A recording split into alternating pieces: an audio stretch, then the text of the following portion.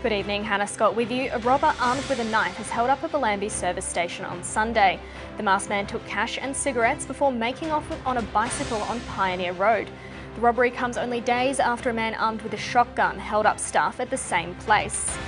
Families across the Illawarra could be eligible for an extra $250 from today. The Parents New South Wales vouchers are now live. The initiative offers 5 vouchers worth $50 each to households with children that homeschooled during lockdowns. They can be used at accommodation and entertainment venues. The vouchers are valid from today until October 9th. And Culburra's Tyler White's pipeline run has ended in a frustrating semi-final loss to local wildcard Moana Jones-Wong. The two-time world champion took more than 30 minutes to catch her first wave, scoring a heat best 8.83, but it wasn't enough to overcome the eventual champion.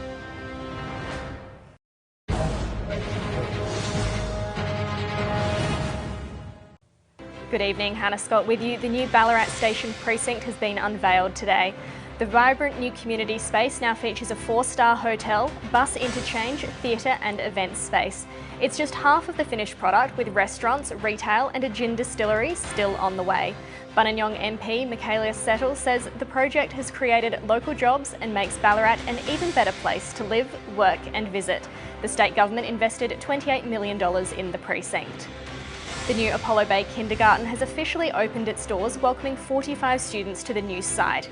It focuses on an integrated 3- and 4-year-old program and includes a maternal and child health consult space. And Southwest Health has teamed up with a national charity to put a stop to period poverty and empower local women. They're providing free sanitary products from a vending machine to anyone in need.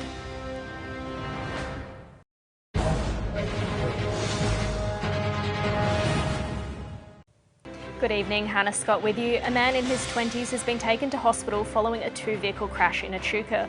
Police say a vehicle was entering a 40km/h construction site along the Murray Valley Highway before being rear-ended. The impact forced that vehicle off the road, rolling multiple times. The man was freed and taken to hospital as a precaution. The other driver is expected to receive an infringement notice. Greater Bendigo's active cases of COVID-19 have again exceeded 1,000 after the region recorded another 129 new cases over the past 24 hours. Local residents are reminded to monitor for symptoms and get tested if they arise. And a 37-year-old man has been arrested for allegedly driving erratically in the Bendigo area.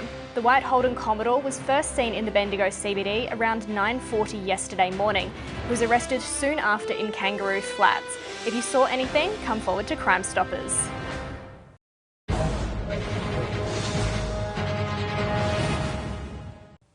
Good evening, Hannah Scott with you. The ACT government will be making changes to the check-in CBR requirements. From Saturday, you'll only be required to check in at high-risk settings. These include licensed bars and pubs, registered clubs, nightclubs, strip clubs and brothels. Scanning QR codes will also still be needed to be done at organised events that are not ticketed or pre-registered, schools and early childhood education and care. Other businesses no longer need to be displaying the QR codes or ask visitors and customers to check in, although they're encouraged to keep displaying them for voluntary use by people. Meanwhile, a man in his 90s has become the Territory's 29th death. We recorded 299 new cases of COVID-19 over the past 24 hours.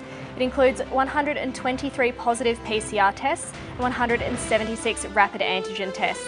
This is the first time we've had under 300 cases since the end of last year.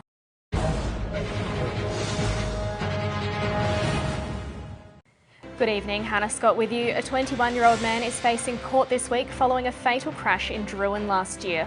It's alleged a Toyota Hilux was travelling west on Old Sale Road when it collided with a cyclist going in the same direction. The 79-year-old local woman sadly died at the scene. The P-plater was charged this weekend, nearly 7 months after the incident. The offences include dangerous driving and failing to keep a sufficient distance from a cyclist. A smart parking system is on its way to Cowes and Wonthaggi. 730 sensors will be installed to decrease the time it takes to find a spot. It's expected to improve traffic flow and give better access to local businesses by Easter. And the state longboard titles are set to return to Phillip Island this year after a COVID hiatus last year. More than 80 competitors will take to the waves to make it through to the national titles. The primary location will be at Cape Wollongong. It'll be 28 and mostly sunny in Wonthaggi.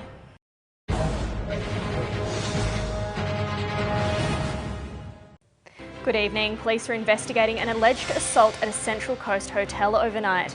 Around 11:45 p.m, a 40-year-old man showed up to Gosford Police Station with several facial injuries.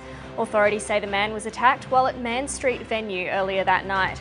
If you recognise this person pictured, call Crime Stoppers. A 23-year-old Newcastle man has been jailed for a maximum of 1 year and 8 months after being convicted of multiple child abuse offences. United States Homeland Security identified the man living then in Charlestown as the user of an account transmitting child abuse material. And the Central Coast's Matt Graham is heading home from the Winter Olympics after a heartbreaking exit from the moguls competition. The reigning Olympic silver medalist came into the event just 50 days after breaking his collarbone and unfortunately didn't make it through to the final. He says he was a little embarrassed by his performance.